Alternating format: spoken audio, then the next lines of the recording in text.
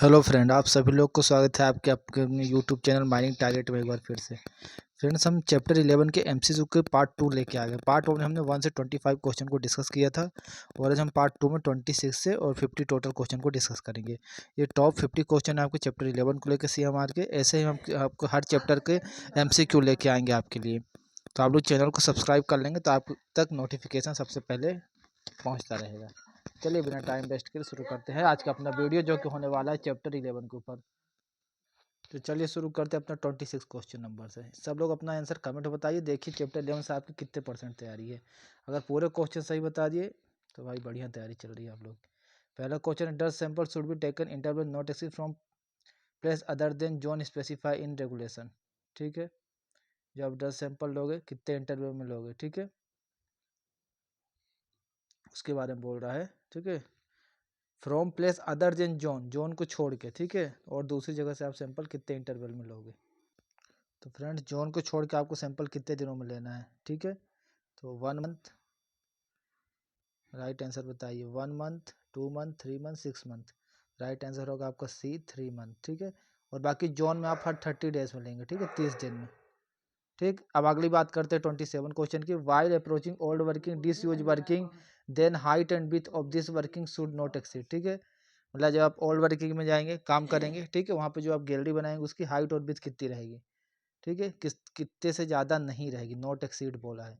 तो 1.8 metre, 3 metre, 4.8, 2.4। Right answer बताइए। तो राइट आंसर होगा फ्रेंड D, 2.4 मीटर रहेगी, ठीक है। बाकी जगह अपना गैलरी साइज क्या रहता है, 3 मीटर ज़्यादा ऊंचाई नहीं, 4.8 मीटर से ज़्यादा चौड़ाई नहीं। तो राइट आंसर है आपका क्या होगा इसमें D। 28 की बात करते हैं अपना। Danger level surface water is 10 metre below highest flood, मतलब हाईएस्ट फ्लड लेवल से कितने मीटर डेंजर लेवल होता है, ठीक है। तो ए है अपना 1.2 मीटर, बी है 1 मीटर, सी है 2.5 metre, D 1.5 metre. Right answer friend A 1.2 metre, ठीक है। इससे आपका डेंजर लेवल होता है 1 पॉइंट, मतलब जो भी डेंजर लेवल है उससे 1.2 मीटर नीचे क्या होता है, जो भी आपका हाईएस्ट फ्लड लेवल है उसके 1.2 मीटर नीचे क्या होता है, बिलो डेंजर फ्लड, ठीक है। मतलब अगर इतने में आ रहा है पानी तो क्या होगा, अपना खतरा है, ठीक है। आपको क्या हो जाना, फिर सतर्क हो जाना है, ठीक है फ्रेंड्स। अब आगे बात करते हैं। तो राइट आंसर क्या होगा आपका 1.2 मीटर। नेक्स्ट क्वेश्चन की बात कर लेते हैं 29 की। विच quality of dust is not necessary for इनकम्बस्टिबल dust, ठीक है। कौन सी क्वालिटी इसमें जरूरी नहीं है इनकम्बस्टिबल डस्ट के लिए, ठीक है। तो सिल्का अपना 5% से कम होगा, सही है। बी अपना क्या, शुड नॉट बी केक्ड। सी है क्या, वाइट इन कलर। डी है लाइट इन कलर। तो इसमें से कौन सी मतलब प्रॉपर्टी होना कंपलसरी नहीं इनकम्बस्टिबल डस्ट में, राइट आंसर बताइए। राइट आंसर होगा friends C, white in colour, ठीक है। बाकी अपना लाइट इन कलर होगा, सही है। तो राइट आंसर क्या है, ये चीज़ प्रॉपर्टी ना भी रहेगी, प्रॉपर्टी नहीं रहती, ठीक है, इनको इनकम्बस्टिबल डस्ट में, white in colour. Right answer है सी। 30 नंबर में आ जाते हैं फ्रेंड्स, और बढ़िया से बात कर लेते हैं। द ऑनर एजेंट और manager shall at least once in every days examine the rate of emission of inflammable gas cubic metre per ton in coal raise, ठीक है। तो राइट आंसर बताइए 30 दिन। ये क्वेश्चन बहुत अच्छा है। बी है 14 डेज, सी है 7 डे, डी है 3 मंथ। ये क्वेश्चन बहुत अच्छा है और इसमें बहुत लोग गलत भी करते हैं, ठीक है। मतलब कोल पर टन क्यूबिक मीटर के हिसाब से, ठीक है। ऑनर एजेंट और मैनेजर कितने दिनों में एग्जामिन करेगा रेट ऑफ इमिशन का इन्फ्लेमेबल गैस का, ठीक है। ये आंसर बताइए इसका राइट आंसर। राइट आंसर होगा फ्रेंड्स अपना क्या होगा ए, 30 डेज, ठीक है। 31 है, advance borehole in water bearing area depth borehole should not be less then, ठीक है। वाटर बियरिंग एरिया में जो अपन एडवांस बोरहोल करते हैं उसकी डेप्थ कितना होगा, ठीक है। तो इसका राइट आंसर बताइए। राइट आंसर बताइए। ए है 1.5 मीटर, बी है 3 मीटर, सी है 4.5 मीटर, डी है 5 मीटर। देखिए वाटर वाले में अपन कितना एडवांस बोरहोल करते हैं, ठीक है, क्योंकि यहाँ पे वाटर वाले के बोले, तो वाटर वाले में अपन कितना करते हैं 3 मीटर। तो राइट आंसर क्या है अपना बी, ठीक है। यहीं पे अपना इनफ्लेमेबल गैस या नॉक्सियस गैस वाला होता, ठीक है।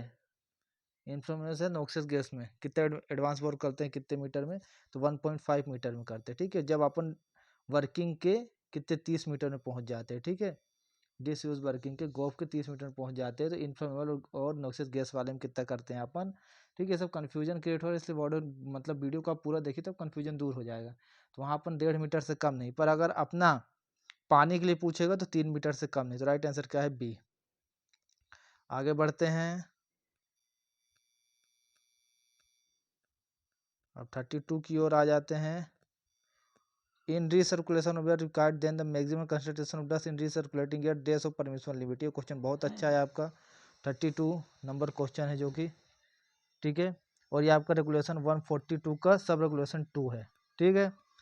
तो जो रीसर्कुलेट करता है एयर को कितने परसेंट से अपना क्या होगा, परमिशन लिमिट से ज़्यादा नहीं होगा, ठीक है। ये अपना आप लोग जाइए 142 रेगुलेशन का सब रेगुलेशन 2 पढ़िए, 142 का सब रेगुलेशन 2, जिसको डाउट हो तो, ठीक। पढ़ के आंसर बताइएगा अगर डाउट लगे तो, बाकी जिसको पता है तो आंसर राइट बताइए। ए है बी 20%, बी है 5%, सी है 10%, डी है 30%। राइट आंसर क्या है फ्रेंड्स आपका, राइट आंसर है डी 10%। 10% से ज़्यादा नहीं होगा, ठीक है। पर जितना भी अपना circulation required to maximum concentration of dust recirculating air 10% of permission, जो भी परमिशन लिमिट दी है उसके 10% से ज़्यादा नहीं होगा, ठीक है। जो भी अपना रीसर्कुलेटिंग एयर करेगा, रीसर्कुलेट करेगा, उसमें आपका, ठीक है, concentration of dust permission limit से 10% से ज़्यादा नहीं होगी, जो भी आपकी परमिशन लिमिट है। राइट आंसर क्या है, सी। पढ़िए 142 रेगुलेशन सब रेगुलेशन 2। और बहुत इंपॉर्टेंट क्लास चल रही है एमसीक्यू की, इसलिए पूरी क्लास लीजिए इसकी। डेली मेरे को कमेंट करिए, डेली मैं हर चैप्टर में बनाऊंगा और डिस्कस करेंगे चैप्टर बाय चैप्टर। इसके बाद कमेंट करिए कौन से चैप्टर के ऊपर एमसीक्यू डिस्कस करें। चलिए आगे करते हैं अपने 33 में, बस देखते हैं किसका कितना सही होता है, ठीक है। 33 की तरफ आ जाते हैं। Inflammable material shall not be store within a distance डेस metre from any entrance of mine. Entrance of mine से इन्फ्लामेबल मटेरियल कितने मीटर दूरी पर स्टोर नहीं करेंगे, ठीक है, स्टोर करके नहीं रखना है। 15 metre, B 100 metre, C 80 metre, D 10 metre.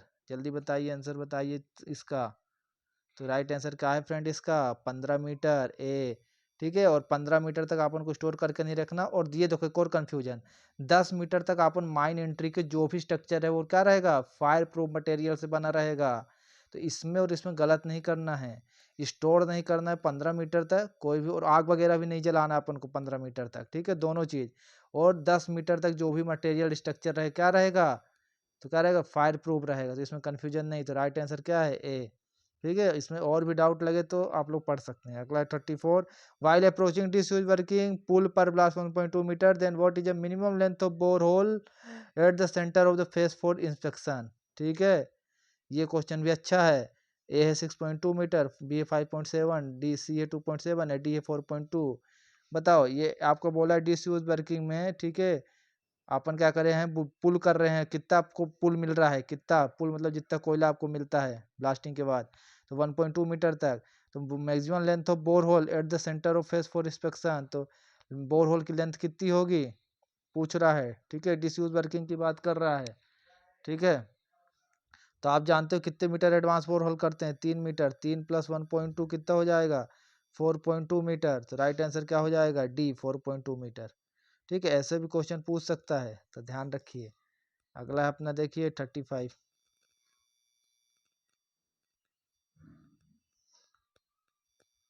In every coal seam arrangement shall be made once at least every dash certain the atmospheric condition behind the stopping build sealed off area old working. समझ में आया आप लोग को, जो आप stopping बनाते हैं उसकी बिहाइंड मतलब कि उसके पीछे क्या चल रहा है, उसकी जांच कितने दिनों में एक बार करना है। जो आप लोग पाइप से सैंपल लेते हो, ठीक है, कितने दिन में एक बार, बिहाइंड की बात कर रहा है, ठीक है। नॉर्मल जांच कब करेगा, छू के टच करके, बाहर से उसकी जांच कब करता है, 7 दिन में, पर ये बिहाइंड बोल रहा है। कमेंट में बताइए 30 दिन, 14 दिन, 7 दिन, 15 दिन। तो राइट आंसर क्या होगा फ्रेंड्स, राइट आंसर होगा आपका ए 13 डेज।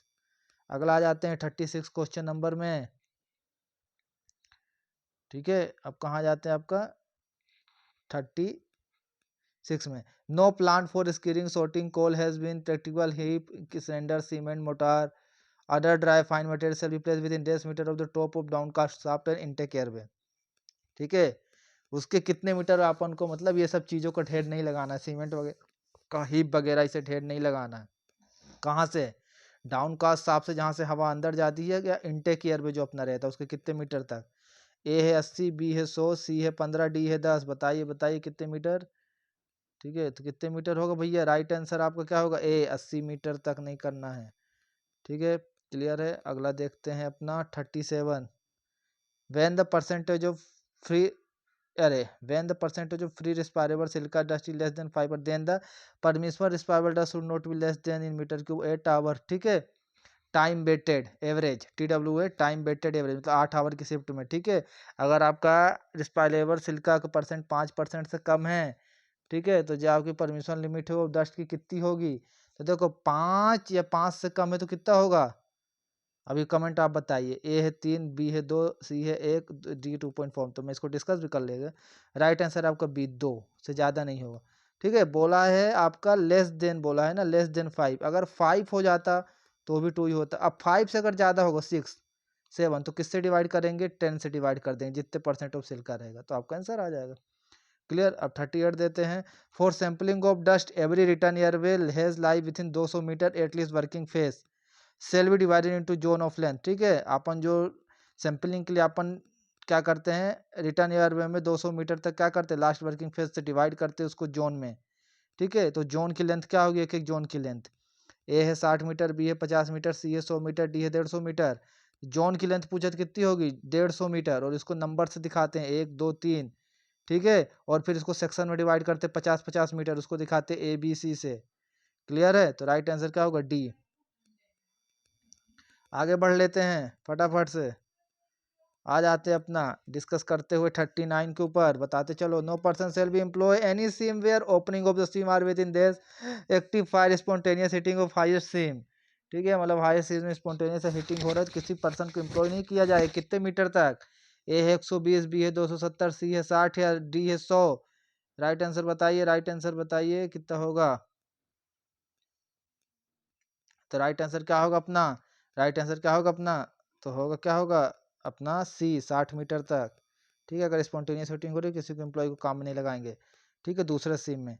फिर 40वां क्वेश्चन है, dust incharge act sampling incharge when monthly average monthly production is less than ton per month. ठीक है, मतलब डस्ट इंचार्ज सैम्पलिंग इंचार्ज का काम कर सकता है अगर आपका मंथली प्रोडक्शन कितने से कम है, 8,000, 5,000। ठीक है, ये दिया 10,000, 15,000। राइट आंसर बताइए, राइट आंसर आपका बी, 5,000 से कम है तो आपका सैम्पलिंग इंचार्ज किसका काम कर सकता है।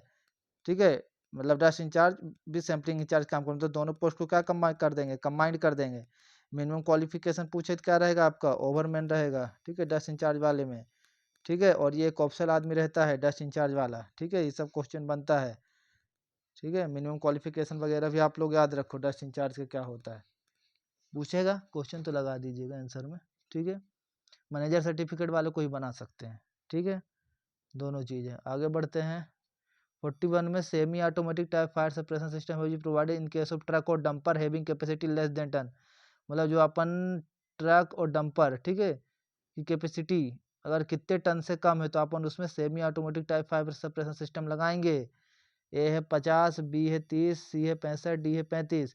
तो 35 टन से कम वाले में सेमी ऑटोमेटिक टाइप लगाते हैं तो राइट आंसर होगा डी। ठीक है, बाकी जगह अपन क्या लगाते हैं, AFDS automatic fire suppression system वाला लगाते हैं, automatic fire detection and suppression system, AFDSS automatic fire detection and suppression system, इसका फुल फॉर्म पूछता है। ठीक है, जो भी अपना HEMM है यूज करते हैं ओपन कास्ट में उसमें लगा रहता है AFDSS। बाकी अपने 35 टन से जो कम होंगे, ठीक है, डंपर या ट्रक, उसमें क्या लगेगा, ऑटोमेटिक फायर सप्रेशन सिस्टम लगा रहेगा। राइट आंसर है डी। अगला बढ़ते हैं, पूरा वीडियो देखिए, लाइक करते जाइए, शेयर करते जाइए, कमेंट करते जाइए। फिर क्या है, fire station are not be made. Fire station कहाँ पे नहीं बनाना है, intake airway near main shaft, at surface, at main haulage roadway, या none of these. Right answer बताइए। तो राइट आंसर क्या होगा आपका डी, नॉन ऑफ दिस, क्योंकि इन सब जगह हम क्या बनाते हैं, फायर स्टेशन बना सकते हैं। ठीक है, कहाँ नहीं बनाने को बोला है तो ऐसा कोई ऑप्शन नहीं है। 43 है, it is intend to exploratory work for spontaneous combustion site of rescue group और a part such should be not with this person. मतलब कितने पर्सन से कम नहीं होगा। ठीक है, रेस्क्यू ग्रुप में जब भी कोई स्पॉन्टेनियस कंबशन हो रहा है खदान के अंदर, ठीक है, तो जब उसमें लोग काम करने जाएंगे, ठीक है, उस ग्रुप में कितने मेंबर रहेंगे, कम से कम 18, 5, 10, 3। राइट आंसर बताइए, तो कितने रहेंगे, 3, 3 से कम नहीं रहेंगे, नॉट लेस देन 3। ठीक है, 2 स्मोक हेलमेट रखना है, ये सब क्वेश्चन आता है आपका। ठीक है ना, एंट्री में 2 स्मोक हेलमेट हमेशा रखना है। आगे देखिए 44, 3% से कम नहीं रहेंगे। The area is treated with water in such manner that interval will ensure that the dust on floor, roof side, on the support and structure combined with not less than percentage and 10% of intimate mixture. ठीक है, मतलब जो अपन water से spray करते हैं इनकम्बस्टिबल dust में, ठीक है, उसमें कितने % वाटर रहेगा वो पूछ रहा है। ठीक है, तो राइट आंसर बताइए 50 बाय वॉल्यूम रहेगा, 30 बाय वेट रहेगा, 50 बाय वेट रहेगा, 30 बाय वॉल्यूम रहेगा। राइट आंसर बताइए।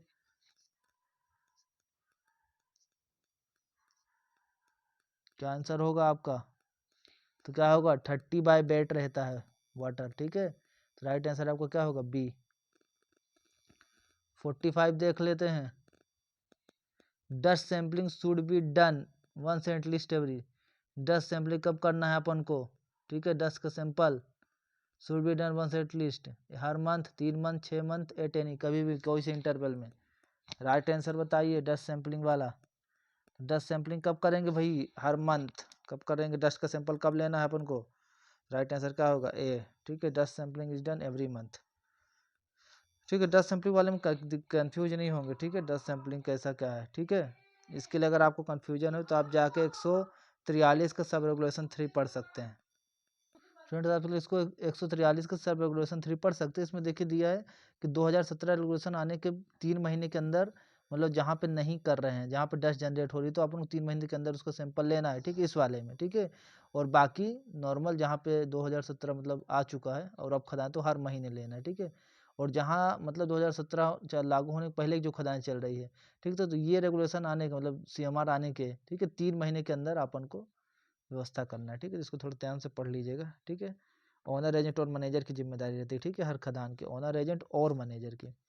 फिर 46 है, every working face the floor roof side of every roadway air within 10 metre shall be naturally bed throw regularly wash down at the accumulation of dust and keep throw bed during working shift. ठीक है, कितने metre तक आप उनको गीला करके रखना अगर नेचुरली बेड नहीं है। ठीक है, 50 मीटर तक, 90 मीटर तक, 30 मीटर तक, 60 मीटर तक। राइट आंसर बताइए, घुमा फिरा पूछा, पूरा सार बता दिया। ठीक है, तो कितने मीटर तक आप उनको? 60 मीटर तक उसको गीला करके रखना है। ठीक है, फेस से, अगर नेचुरली बेड नहीं है तो। ठीक है, सॉलिड ब्लास्टिंग में आपका 90 मीटर।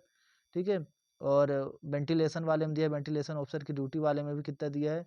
90 मीटर तक, जहाँ पे ठीक है ब्लास्टिंग वगैरह हो रही है, तो उसको ध्यान से पढ़ लीजिए वेंटिलेशन ऑफिसर की ड्यूटी वाले में।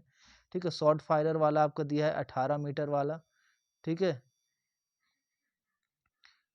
तो ये सब थोड़ा सा कन्फ्यूजन नहीं करिए, गलत नहीं करिए। ठीक है, यहाँ पर नॉर्मल बोला है। ठीक है, रूफ साइड वगैरह को अगर नेचुरल बेड नहीं तो बेड कब कितने मीटर तक करके रखना अपन को? तो 60 मीटर तक गीला करके रखना। राइट आंसर है डी। ठीक, 47 है, at the swift at the end of shift, sorry, unless the mine is, थोड़ा प्रिंट आउट मिस्टेक है, work by continue succession shift after all person have left the mine light shall be extinguish all person cut off the. ठीक है, समझ में आ गया? अगर यहाँ पे कंटिन्यू शिफ्ट में काम नहीं चल रहा है, तो जब सब पर्सन को क्या बाहर आ जाएंगे तो वहाँ की बिजली को क्या कर देना है? कट ऑफ कर देना है। ठीक है, तो ये कथन सही है, गलत है, क्या है, ये आपको बताना है। ठीक है, ट्रू है, फॉल्स है, या पार्सली ट्रू है, पार्सली फॉल्स है। तो राइट आंसर क्या होगा आपका? ये ट्रू है। ठीक है, अगर कंटिन्यू सक्सेशन शिफ्ट में चल रहा है तब नहीं करना है कट ऑफ, पर अगर कंटिन्यू नहीं चल रहा है तो फिर क्या कर देंगे? कट ऑफ कर देंगे। 48 देखिए, all surface structure support within horizontal distance 10 metre from interest of mine shall be fire proof material. बताया था आपको पहले, ए 15, बी है 10, सी है 60, ए 80 मीटर। कितने मीटर तक आपको माइन इंटरेस्ट से सभी जो मटेरियल रहेंगे फायर प्रूफ रहेंगे? तो कितने मीटर तक? राइट आंसर है आपका बी, 10 मीटर तक। ठीक है, ये सब कन्फ्यूजन करता है। 15 मीटर तक ज्वलनशील पदार्थ नहीं स्टोर करना। 49 देखिए, after collecting dust sample at each place sample shall be well mix and then reduce by bulk quartering the weight of not less than in gram. ठीक है, बल्क कॉटरिंग एक मेथड होती है जिससे उसके वेट को कम कर, तो कितने परसेंट अपन जो सैंपल लेंगे उसका वजन कितना होना चाहिए, कितने से कम नहीं होना चाहिए जो अपन सैंपल लेते हैं? ठीक है, तो 10 ग्राम, 20 ग्राम, 30 ग्राम, 50 ग्राम। तो राइट आंसर है 30 ग्राम से कम नहीं होना चाहिए। लास्ट क्वेश्चन आज का, no mechanical coal cutter shall be operate unless suitable water spray और jet water are directed on this therefore. ठीक है, हम लोग कोई मैकेनिकल कोल कटर यूज नहीं करें, जैसे अपने CM में भी लगा रहता है, अनलेस उसमें जो वाटर अपन स्प्रे करते हैं। कहाँ पे करेंगे? कटिंग फेस में, कटिंग एज में, कटिंग ड्रम में, या all of this? Right answer बताइए इसका। तो क्या होगा? Cutting edge. तो राइट आंसर क्या होगा आपका? बी।